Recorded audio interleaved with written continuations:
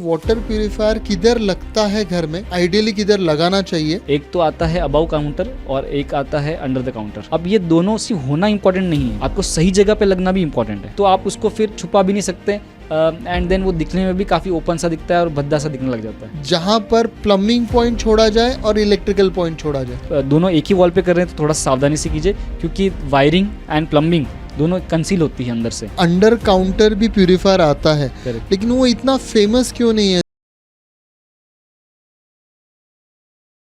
दोस्तों, welcome to the second part of water purifier. पहले part में हमने प्रवीण जी से ये समझा कि टेक्निकलिटीज़ क्या है वाटर प्यूरिफिकेशन की और क्या टाइप्स के प्यूरिफायर मार्केट में अवेलेबल है। तो अब जानते हैं इंटीरियर पर्सपेक्टिव और किस तरीके से वाटर प्यूरिफायर इंस्टॉल किया जाता है। हेलो प्रवीण। हाय तो पहला सवाल ही मेरा ये रहेगा प्रवीण जी कि ये वाटर प्यूरिफायर किधर लगता है घर में, आइडियली किधर लगाना चाहिए, करेक्ट। और इसका यूज़ केस सिनेरियो क्या है? सो वाटर प्यूरिफायर जो रेसिडेंशियल पर्पसेस की बात कर रहे हैं तो दो तरह के आते हैं। एक तो आता है अबाव काउंटर और एक आता है अंडर द काउंटर। सो जो अबाव काउंटर है वो तो ऑब्वियसली कि हम जो विजिबल जगह है वहाँ पे हम उसको लगा देते हैं। जनरली सिंक जो होता है आपका उसी के ऊपर, ताकि वहीं पे जनरली मटका पड़ा होता है अपना, अगर मटका रख रहे हैं तो। अदरवाइज़ पानी क्योंकि ड्रिप होता है तो फिर कहीं और जगह लगाएंगे प्लेटफॉर्म के ऊपर तो फिर पानी नीचे गिरेगा, अननेसेसरी वो स्पिल हो जाता है। बराबर है। और आपने ये भी कहा था पिछली बार ऑस्मोसिस में पानी भी गिरता है, कंटिन्यूस लीक होता है, यस करता रहता है। तो फिर उसको फिर नीचे ही लगाना पड़ेगा एंड कंटिन्यूस एक पाइप नीचे देना ही पड़ेगा। फिर अंडर द जो काउंटर होता है वो भी फिर अंडर काउंटर लगता है, तो सिंक के नीचे ही बहुत ही आइडियल जगह है उसकी। वो क्या है, कम से कम आपका विजिबल जगह नहीं ले रहा है, लेकिन सिंक के नीचे की जो जगह है वो लेता रहता है। और आपके ऊपर जो टैप लगा होता है उसी के अंदर आप उसको पीने का पानी भी आप ले सकते हो, या फिर आप उसके लिए अलग नल लगा सकते हो। तो एक नल जो है नॉर्मल यूसेज के लिए, एक पीने का पानी के लिए नल लगा सकते हैं। लेकिन फिर वो नीचे अंडर द काउंटर होता है, उसका पानी ऊपर की तरफ कैसे आता है? कोई प्रेशर पंप? यस है, उसके अंदर पंप लगा होता है, जो बूस्टर होता है वो क्या करता है, पानी जो है वो ऊपर फेंकता है। तो वो कंटिन्यूस इलेक्ट्रिसिटी लगेगा पानी पीने के लिए भी? करेक्ट 100%। तो वैसे ही कंटिन्यूस इलेक्ट्रिसिटी लगता है फिल्टर के लिए भी? यस अगर आपका ऑब्वियसली आजकल जितने भी 99% ऑफ द जितने भी आते हैं प्यूरीफायर वो इलेक्ट्रिसिटी बेस्ड हैं ही हैं। सो कंटिन्यूस आपको लगेगा ही। लेकिन अगर आपका टैंक वाला जो है प्यूरीफायर है तो एक बार भरने के बाद जब तक नेक्स्ट टाइम वापस नहीं भरना पड़ रहा है तब तक आप उसको बंद भी रख सकते हैं। बट अदरवाइज बिना इलेक्ट्रिसिटी के कोई भी फंक्शन नहीं कर सकता। सही है। तो प्रवीण, जब हम इसे इंस्टॉल करते हैं तो इसका डेप्थ, हाइट, ये कितना इम्पोर्टेंट है इंटीरियर पर्सपेक्टिव से? इनफैक्ट ये काफ़ी इंपॉर्टेंट है। अगर आप अपना किचन मॉड्यूलर किचन करा रहे हो या फर्नीचर बना रहे हो किचन में तो ये काफ़ी इंपॉर्टेंट हो जाता है। कभी कभार क्या होता है कि हम प्यूरीफायर आरओ देख के ज़्यादा टैंक का कैपेसिटी देख के ख़रीद लेते हैं उसे, पर वो काफ़ी ह्यूज हो जाता है। एंड देन उसके बाद जो कभी कभार सेडिमेंट फिल्टर होता है वो बाहर की तरफ लगा होता है, एंड देन आरओ होता है तो उसके नीचे फिर पाइप भी जा रहा होता है, और उसका जो प्लग पॉइंट है फिर वो कहीं और जाके लगता है, इनलेट पॉइंट जो है वो वापस कहीं और जाके लगता है। सो ये सब चीज़ें जो लग रही हैं एक्स्ट्रा, वो काफ़ी एक तो केओस भी हो जाती है। और अगर आप उसमें आपका जो प्यूरीफायर है वो इतना बड़ा ले रहे हैं, ह्यूज, तो आप उसको फिर छुपा भी नहीं सकते एंड देन वो दिखने में भी काफ़ी ओपन सा दिखता है और भद्दा सा दिखने लग जाता है। सो इस केस में अगर आप प्लान ढंग से करें तो फिर जैसे हमने पिछले वीडियो में बात किया था, आपका यूज़ के सिनेरियो क्या है पहले आप वो समझें। अगर आप मटका ले रहे हैं, मटका यूज़ करते हैं, तो फिर आपको टैंक वाला कैपेसिटी का ज़रूरत ही नहीं है। और अगर आपको मीठा पानी आप आता है आपके घर पे तो फिर आपको आरओ की भी ज़रूरत नहीं है। तो आपका ऐसा देखते देखते जो प्यूरीफायर है वो काफ़ी छोटा होते जा रहा है, तो आपको यूसेज की जो जगह है, जो आपको जगह कैप्चर कर रहा है एक प्यूरीफायर, वो भी काफ़ी कम हो जाती है। सो उसको फिर छुपाना भी बहुत आसान हो जाता है अपने इंटीरियर्स में। ठीक है। अभी जब हम अपना मॉड्यूलर किचन करते हैं प्रवीण जी, तो क्या चीज़ ध्यान में रखनी चाहिए प्यूरीफायर लगाने की जगह पे? क्या क्या प्री रिक्विजिट्स हैं जहाँ पे प्यूरीफायर लगाते हैं? ये एक्चुअली काफ़ी इंपॉर्टेंट क्वेश्चन है। अगर आपका मॉड्यूलर किचन हो रहा है तो मोस्ट ऑफ द केसेस में मॉड्यूलर किचन आप अगर सिंगल अलग से परचेस कर रहे हैं तो फिर वो सिविल वर्क नहीं करते हैं आपका। तो अगर आपका जो प्लम्बिंग पॉइंट है वो सही जगह पे नहीं है तो आपको प्लम्बिंग पॉइंट पहले तो निकालना पड़ेगा फॉर वाटर इनलेट, आपके जो इसको इनलेट लगेगा उसके लिए। फिर आपको देखना है कि प्लग पॉइंट वहाँ पे है क्या। प्लग पॉइंट यानी जहाँ से आपके वाटर प्यूरीफायर को इलेक्ट्रिसिटी मिलेगी वो भी वहाँ पे अवेलेबल है क्या।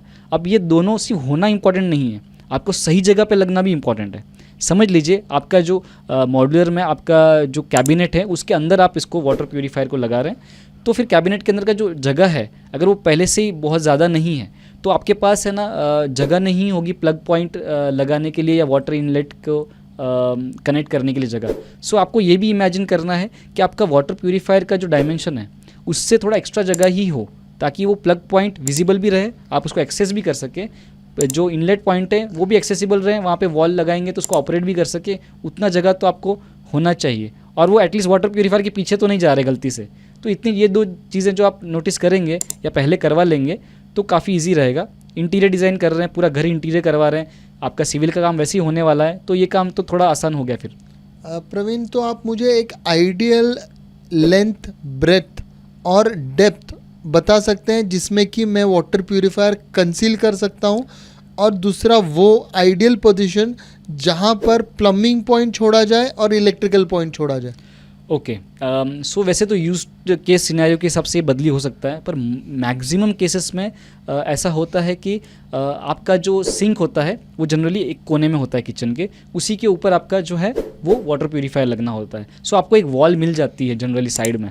सो जो साइड वाली वॉल है उसके ऊपर आप अगर अपना plug point and plumbing point डाल रहे हैं, दोनों एक ही वॉल पे कर रहे हैं तो थोड़ा सावधानी से कीजिए, क्योंकि वायरिंग एंड प्लम्बिंग दोनों कंसील होती है अंदर से, और दोनों एक दूसरे को इंटर क्रॉस ना कर दे, वो भी आप ध्यान रखिए। अगर आपको लग रहा है कि क्रॉस कर सकती है, सो जस्ट कोने के इस वॉल पे आप प्लग पॉइंट डाल दीजिए, कोने के इस वॉल पे आप जो है अपना प्लम्बिंग पॉइंट रहने दीजिए, और थोड़ा सा ऑफसेट करके आप अपना वाटर प्यूरीफायर लगाइए ताकि वो एक्सेसिबल रहे इस केस में।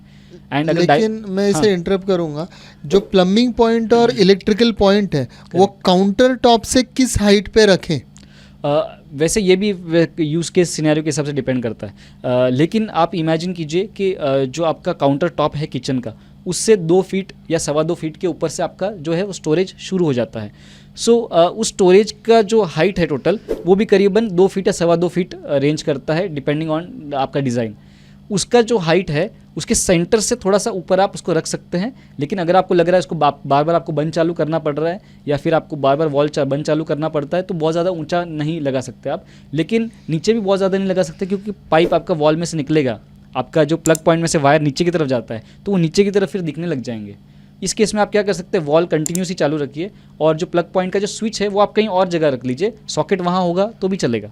सो ये काफ़ी फिर ईजी हो जाता है to access the water purifier. और प्यूरीफायर का जो शटर है उसके नीचे बेस में भी आजकल कुछ नए कटलरीज आते हैं या कुछ गैजेट्स आते हैं, तो ये वो क्या आते हैं ताकि पानी ड्रिप ना हो या सो मॉड्यूलर किचन का सबसे बड़ा प्रॉब्लम यही है कि वो पूरा कैबिनेट बन के आता है। लेकिन आप रिक्वेस्ट कर सकते हैं उनसे कि आप नीचे वाला बेस जो है आपके अपने कैबिनेट का वो आप स्किप कर दें ताकि पानी जो है वो अपने जो शटर है या कैबिनेट है उसको ख़राब ना करे, क्योंकि अल्टीमेटली वो या तो प्लाई से बना होगा या तो MDF से या तो HDF से बना होगा। सो वो ख़राब होने के चांसेस बहुत ज़्यादा हैं। फिर अगर आप चाहते हैं तो नीचे से खुला रखिए ताकि पानी सीधा आपके सिंक में ड्रिप हो, लेकिन अगर आप चाहते हैं वैसा भी ना हो तो आप डिप ट्रे लगा सकते हैं। वैसे ये बहुत ही कॉमन यूज़ के सिनेरियो नहीं है, लेकिन आप थोड़ा सा प्यूरीफायर थोड़ा सा ऊपर लगाएं और नीचे से थोड़ी अगर जगह बची है। हमने किचन वाले वीडियोस में डिस्कस किया है कि GTPT आता है, तो GTPT के साथ एक और प्रोडक्ट आता है DT, जिसको हम डिप ट्रे कहते हैं। तो डिप ट्रे भी आप उसके नीचे लगा सकते हो ताकि पानी अगर ड्रिप हो भी रहा है तो उस डिप ट्रे में इकट्ठा हो जाए एंड फिर वो ज़्यादा नीचे ना गिरे। लेकिन उसके लिए फिर यही है कि डिप ट्रे का डेप्थ अगर ज़्यादा है और वाटर प्यूरीफायर का कम है तो आपको वाटर प्यूरीफायर एक्सेस करने में थोड़ी बहुत परेशानी हो सकती है, बट अदरवाइज़ कोई बड़ी प्रॉब्लम नहीं है इसमें। प्रवीण, शुरू में आपने मुझे कहा था कि अंडर काउंटर भी प्यूरीफायर आता है, लेकिन वो इतना फेमस क्यों नहीं है? सिर्फ ओवर काउंटर ही है जो कि भद्दे दिखते हैं, तो अंडर काउंटर तो दिखता ही नहीं है। फेमस इसलिए नहीं है क्योंकि एक तो बहुत ज़्यादा साल नहीं हुए हैं इसको आए हुए, एंड बहुत ज़्यादा मार्केटिंग इसकी नहीं होती है जनरलाइज्ड टीवीज़ पे या फिर न्यूज़पेपर्स में, इसलिए बहुत ज़्यादा ये नहीं होते हैं। लेकिन क्या है ना, क्योंकि अंडर काउंटर जनरली जो जगह होती है ना कम होती है इंडियन किचन के केसेस में। सिंक होता है, उसका बाउल नीचे होता है, फिर उसके नीचे हम डस्टबिन रखते हैं, डिटर्जेंट कुछ भी सामान रखते हैं, तो वो साफ़ सुथरी जगह नहीं मानते हम लोग, इसलिए शायद वो इंडियन कॉन्टेक्स्ट में बहुत ज़्यादा बिकता नहीं है। लेकिन अगर आप ये सब चीज़ें हटा दो, उसके अंदर से डस्टबिन हटा दो या डिटर्जेंट होल्डर वगैरह कुछ लगा रहे हो वो हटा दो, तो फिर उसके लिए आपको प्योरीफायर वहीं पे लगा दो आप, तो कोई प्रॉब्लम नहीं है।